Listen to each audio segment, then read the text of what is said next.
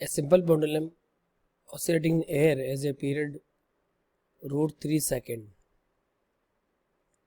If it is completely immersed in a non-viscous liquid having density 1/4 of the material of the bob, मान लो bob है, bob की density rho और ये liquid जो है इसकी डेंसिटी है ρ/4. The new period will be, हमें नया पीरियड ऑफ ऑसिलेशन निकालना. We all know very well time period oscillation is given by 2π√L/G. ये आपका मेन फॉर्मूला है. ठीक है. अब जब आपने इसको लिक्विड में इमर्स कर दिया तो इफेक्टिव ग्रेविटी कितनी होगी? ऊपर की तरफ एक फोर्स लगेगा, उसको आप बोलेंगे बाइंड फोर्स, और नीचे की तरफ क्या लग रहा है? Weight mg. तो इफेक्टिव ग्रेविटी इस सिचुएशन में क्या हो गई? mg dash equal to mg minus buoyant force.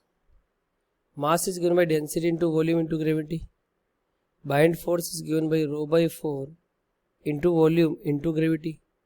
So this mg dash can be written as 3/4 ρVg. मास को आप क्या लिखोगे?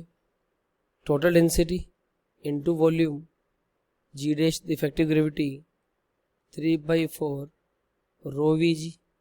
ρV से ρV कट गया, g dash equal to 3/4g.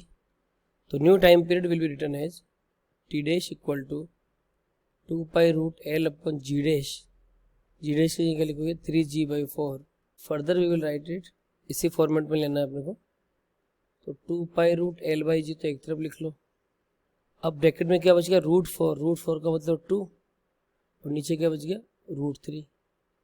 अब देखो 2π√L/G की वैल्यू क्या है? Time period capital T. तो T dash is given by T into 2/√3. What is the time period oscillation? √3. तो टी डैश इज √3 इंटू 2/√3. √3 से √3 कैंसिल, आंसर क्या गया? 2. तो right answer of this problem is the option 3, that is 2 second.